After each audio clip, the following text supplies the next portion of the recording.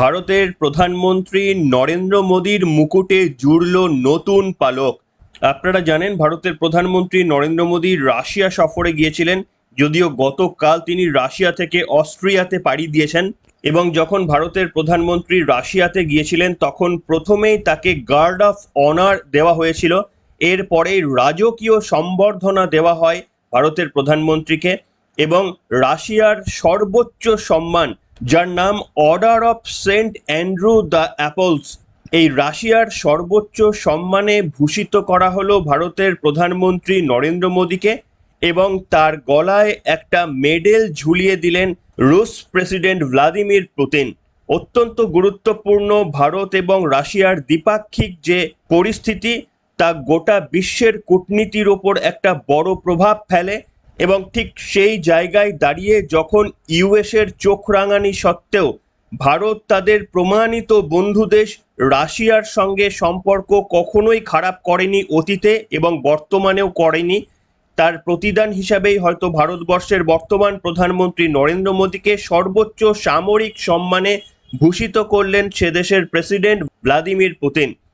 আসুন আপনাদের সেই ভিডিওটা প্রথমে দেখাই, তারপরে আলোচনা এগিয়ে নিয়ে যাব। Of Saint Andrew the Apostle, the first called, is being awarded to His Excellency Narendra Damodar Das Modi, the Honorable Prime Minister of the Republic of India.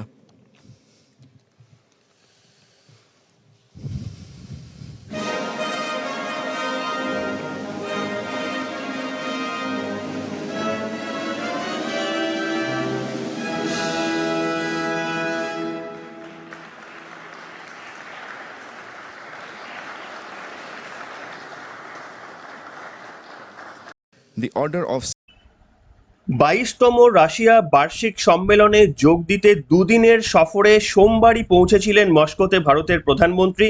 তাকে স্বাগত জানানোর জন্য বর্ণাঢ্য অনুষ্ঠানের আয়োজন করেছিল পুতিন সরকার। দুই রাষ্ট্রনেতার বৈঠকে দ্বিপাক্ষিক সহযোগিতার বিভিন্ন ক্ষেত্র নিয়ে ইতিবাচক আলোচনা হয়েছে। এবং প্রধানমন্ত্রীর রাশিয়াতে যাওয়ার পেছনে কিছু অত্যন্ত গুরুত্বপূর্ণ কারণ ছিল, যে কারণগুলো খুব সফলভাবেই ভারতের প্রধানমন্ত্রী করতে পেরেছেন, সেগুলোই আজকের পর্বে আপনাদের তুলে ধরবো। নমস্কার, welcome to simple as ABC. আপনাদের সকলকে স্বাগত জানিয়ে শুরু করছি আজকের অত্যন্ত গুরুত্বপূর্ণ একটি পর্ব। দেখুন, আপনারা হয়তো জানেন যে ইউক্রেন এবং রাশিয়ার মধ্যে দীর্ঘ একটা যুদ্ধ চলছে। সেই যুদ্ধের আবহের মধ্যে এই প্রথমবার ভারতের প্রধানমন্ত্রী নরেন্দ্র মোদী রাশিয়ায় পা দিলেন।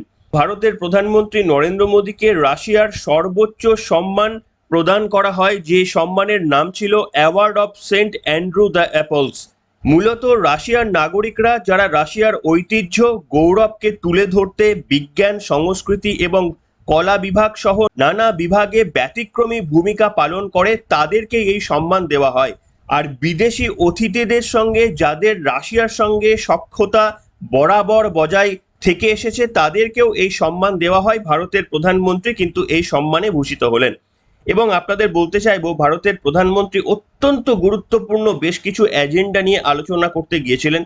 তার মধ্যে আপনারা জানেন যে ইউক্রেন রাশিয়া যে যুদ্ধ চলছে, সেই যুদ্ধর আবহে এখন কিছুটা সীমিত।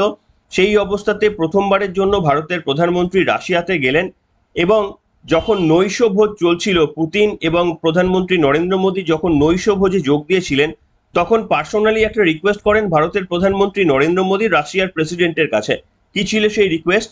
আপনারা হয়তো অনেকেই জানেন বা অনেকেও নাও জানতে পারেন যে ইউক্রেন আর রাশিয়ায় যখন যুদ্ধ চলছিল, তখন যে সমস্ত ছাত্রছাত্রীরা রাশিয়াতে পড়াশোনা করতে গিয়েছিলেন বা কর্মসূত্রে গিয়েছিলেন, তাদেরকেও বিভিন্ন ক্ষেত্রে কিন্তু রাশিয়ার এই যুদ্ধে কাজে লাগানো হয়েছিল। এটাও একটা মারাত্মক অভিযোগ ছিল যে ভারতীয়রা যারা রাশিয়াতে গিয়েছিলেন ইউক্রেন যুদ্ধের আবহে, তাদেরকে বিভিন্ন কাজে, ভারতীয়দের সেই কাজে লাগানো হয়েছিল যুদ্ধে। এবং ভারতের প্রধানমন্ত্রী নরেন্দ্র মোদী নৈশ ভোজ আবহে পুতিনকে রিকোয়েস্ট করেন যে দয়া করে ভারতীয়দের যেন যুদ্ধে কাজে লাগানো না হয় এবং ভারতীয়দের যেন ছেড়ে দেওয়া হয়। এর পরেই একটা ঐতিহাসিক সিদ্ধান্ত নেন পুতিন। একেবারে তিনি খাবার টেবিলেই সম্মত হয়ে যান, ভারতের প্রধানমন্ত্রীকে কথা দেন যে তাদেরকে যুদ্ধের কাজে তো আর লাগাবেনই না এরপর থেকে, এবং তাদেরকে নিজের খরচায় ভারতে পৌঁছে দেবেন। এই কথাও বা এই আশ্বস্ত করেছেন পুতিন। অর্থাৎ অত্যন্ত সফল একটা সফর সেই দিক থেকে আপনারা যদি বিচার করেন।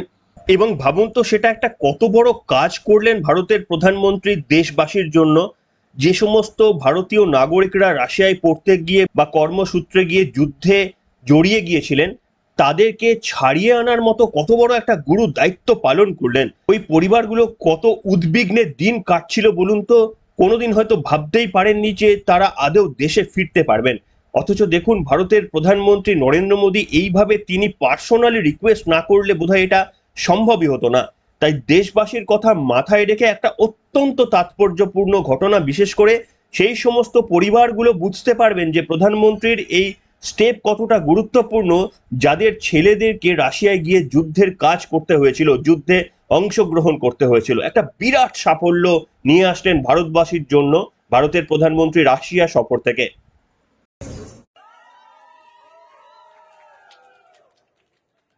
आप लोग हिंदी में बोल देते कितने लोग बोलते हैं? English and Hindi. हाँ, तो सब ने कितने साल प्रैक्टिस किया? अलग अलग अलग। 10 साल 30 साल से भी है। अच्छा, भारत में कितने लोग आए हिंदुस्तान को गए? सब लोग आए, सब लोग हिंदुस्तान को आए। हिंदुस्तान आ गए, परफॉर्म भी किया वहाँ। अच्छा। सब उधर चलिए, बहुत बहुत बधाई आप लोगों को।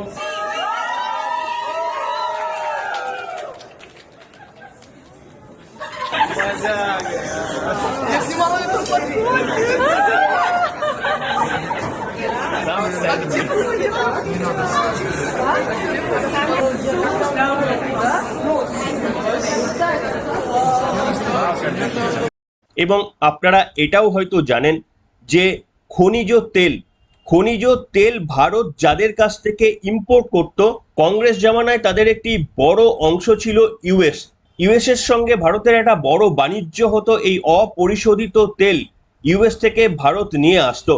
কিন্তু ভারতের প্রধানমন্ত্রী নরেন্দ্র মোদী ইউএস এর বা পশ্চিমী দেশগুলির চোখ রাঙানিকে উপেক্ষা করে সিদ্ধান্ত নিয়েছিলেন যে রাশিয়ার কাছ থেকে ভারত অপরিশোধিত তেল কিনবে। কেন না, রাশিয়া থেকে অপরিশোধিত তেলের দাম ইউএস এর অপরিশোধিত তেলের দামের থেকে কম।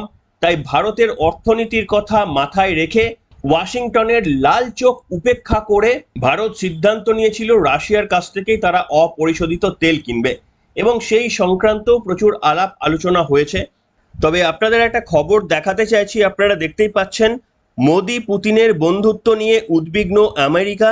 ভারতের প্রধানমন্ত্রী রাশিয়ার সফর নিয়ে কি বলল ওয়াশিংটন সেটা আপনাদের কিছুটা পড়ে শোনায়। ভারতের সঙ্গে রাশিয়ার বন্ধুত্ব নিয়ে উদ্বিগ্ন আমেরিকা। সোমবারই দুদিনের সফরে রাশিয়া গিয়েছেন ভারতের প্রধানমন্ত্রী। তিনি যখন মস্কোয় রয়েছেন সেই সময় আমেরিকার তরফে উদ্বেগের কথা শোনা গেল। তাছাড়া মোদির রুশ সফর নিয়ে যে পশ্চিমী দুনিয়ার নজর রয়েছে তা সম্প্রতি দাবি করেছিল ক্রেমলিনের মুখপাত্র। তিনি দাবি করেন মোদির রাশিয়া সফরে ঈর্ষাকাতর পশ্চিমী দুনিয়া। কূটনৈতিক মহলের মতে নাম না করে আমেরিকাকে নিশানা করেছিল রাশিয়ার ক্রেমলিনের মুখপাত্র। আমেরিকার মুখপাত্র ম্যাথু মিলার তিনি এক প্রশ্নের উত্তরে বলেছেন, রাশিয়ায় গিয়ে মোদি কি বক্তব্য রাখছেন সেদিকে আমরা নজর রাখছি। ভারতের সঙ্গে রাশিয়ার বন্ধুত্ব নিয়ে আমরা ইতিমধ্যেই দিল্লির কাছে আমাদের উদ্বেগের কথা জানিয়েছি। তবে এবার আপনাদের সামনে উল্টো দিকটার কথাও বলবো, তার কারণ সত্যি সত্যি আমরা জানি যে দেখুন, যুদ্ধ কোনোদিন সমাধান হতে পারে না। রাশিয়া যেভাবে আগ্রাসন নীতি নিয়ে ইউক্রেনের সাথে যুদ্ধে জড়িয়ে পড়ে এবং সেখানে একেবারে সাধারণ মানুষ থেকে কত মানুষের যে প্রাণ চলে গিয়েছিল, বিশ্বের মধ্যে একটা অস্থিরতা তৈরি হয়েছিল। এই যুদ্ধকে কিন্তু সত্যি সত্যি আমি কোনোদিনই সাপোর্ট করিনি এবং সত্যি কিছুটা হলেও আমার ভারতের একতা বন্ধু, সবসময়কার বন্ধু রাশিয়ার ওপর আমার ব্যক্তিগতভাবে কিছুটা রাগ তৈরি হয়েছিল। কেন অতর্কিতে ইউক্রেনের ওপর হামলা চালানো হলো এবং সেই যুদ্ধকে একটা দীর্ঘস্থায়ী রূপ দেওয়া হলো, এটা নিয়ে ব্যক্তিগতভাবে আমার কিন্তু খুব অপছন্দের ছিল। এবং আপনারা জানেন রাশিয়া যেহেতু সরাসরি যুদ্ধে জড়িয়ে পড়েছে, তাই বিশ্বের পশ্চিমী দেশগুলির তরফ থেকে বিভিন্ন রকমের আর্থিক নিষেধাজ্ঞা রাশিয়ার ওপর চাপানো হয়েছিল। আর ভারতের প্রধানমন্ত্রী নরেন্দ্র মোদী এবং রুশ প্রেসিডেন্ট ভ্লাদিমির পুতিন তারা যখন কোলাকুলি করেছে, সেই ঘটনাটিকে একেবারেই সঠিকভাবে নেননি ইউক্রেনের প্রেসিডেন্ট জেলেনস্কি। দেখতেই পাচ্ছেন প্রধানমন্ত্রীর রাশিয়া সফরে হতাশ ইউক্রেনের প্রেসিডেন্ট জেলেনস্কি। তার মত হচ্ছে যে রাশিয়ার প্রেসিডেন্ট যার হাতে রক্ত লেগে আছে তার সঙ্গে কি করে ভারতের সবথেকে বিশ্বের গণতন্ত্রের দেশ ভারতবর্ষ তারা কি করে একজন খুনির সঙ্গে কোলাকুলি করছে, এটা ছিল জেলেনস্কির বক্তব্য। দেখুন, আমার নিশ্চিতভাবে একটু সফট কর্নার রয়েছে জেলেনস্কির প্রতি। তিনি অভিনয় জগতের নেতা থেকে প্রধানমন্ত্রী হয়েছিলেন এবং তারপর বিনিদ্র রাত্রি যাপন করে যেভাবে রাশিয়ার সঙ্গে একেবারে কড়া টক্কর দিয়েছেন সেটা সত্যি সত্যি হ্যাটস অফ করার মতো। তবে আপনারা কি বলেন যে ভারতের এই মুহূর্তে কি করার ছিল? ইউক্রেনের পাশে দাঁড়াবে, নাকি ভারতের সবথেকে ট্রাস্টেবল ফ্রেন্ড বিভিন্ন বৈদেশিক যখন ভারতের উপর আক্রমণ হয়েছে, যখন থ্রেট এসেছে, একমাত্র বন্ধু হিসাবে ভারত সবসময় রাশিয়াকেই পাশে পেয়েছে। তাহলে কি এই রাশিয়া এবং ইউক্রেনের যে আভ্যন্তরীণ বিষয় সেই যুদ্ধে নাক গলিয়ে কি ভারতের উচিত ছিল রাশিয়ার সঙ্গে সম্পর্ক খারাপ করে দেওয়া? নাকি আপনারা মনে করছেন প্রধানমন্ত্রী নরেন্দ্র মোদী যেটা করেছেন ঠিক করেছেন? সেটা আপনারা লিখে জানাতে পারেন। দেখুন, ভারতের প্রধানমন্ত্রী নরেন্দ্র মোদী যতগুলো G20 থেকে G8 যত সম্মেলন হয়েছে সব জায়গাতে গিয়েই বলেছেন যে যুদ্ধ কোনোদিন সলিউশন হতে পারে না। এমনকি ভ্লাদিমির পুতিনকেও এই বক্তব্য বলেছেন যে আপনি যুদ্ধ থেকে বিরত হন, ইউক্রেনের সঙ্গে যুদ্ধে আর যেন এটাকে দীর্ঘস্থায়ী করা না হয়। ভারতের প্রধানমন্ত্রী এই দাবিও জানিয়েছেন এবং জেলেনস্কিকেও বলেছেন যে আমরা সবসময় শান্তির পক্ষে, যুদ্ধের জন্য আমরা কোনোদিনই মদদ দিতে চাই না এবং দেবও না। তবে সেটা একটা কথা, কিন্তু আপনারা বলুন যে যেহেতু রাশিয়া ইউক্রেনের সঙ্গে যুদ্ধে জড়িয়ে পড়েছে, তাই কি ভারতের উচিত ছিল যে রাশিয়ার সঙ্গে দূরত্ব বাড়িয়ে দেওয়া? তার কারণ এমনিতেই আপনারা বুঝতে পারছেন যে ভারতের মিত্র দেশ খুব কম রয়েছে। বিশেষ করে আমেরিকাকে একেবারেই মিত্র দেশ বলা যায় না। তারা সব সময় যখনই আপনি ভাববেন যে আমেরিকা কিছুটা বন্ধুত্বপূর্ণ আচরণ করছে, তখনই আপনারা দেখবেন যে আমেরিকা পিছন থেকে কিন্তু ছুরি বোকাচ্ছে। এই কিছুদিন আগেই আপনাদের জানিয়েছিলাম যে আমেরিকার একজন মুখপাত্র বলেছেন যে ভারতে নাকি সংখ্যালঘু সম্প্রদায়রা বিপর্যয়ের মুখে পড়েছে, তারা নাকি এদেশে সুখী নয় বলে আমেরিকার একজন মুখপাত্র বলেছেন। এবার আপনারা বলুন যে সেই মুখপাত্র বাংলাদেশ এবং পাকিস্তানে কি অবস্থায় হিন্দুরা রয়েছে, কতটা অত্যাচারিত রয়েছে তা নিয়ে কোনোদিন মুখ খোলে না, অথচ ভারতে নাকি সংখ্যালঘুরা তারা বিপাকে রয়েছে বলে একেবারে মিথ্যে খবর বলছেন, যেখানে ভারতবর্ষে সংখ্যালঘুরা সব থেকে রাজার হালে থাকেন, এটা সকলেই বিশ্বাস করেন।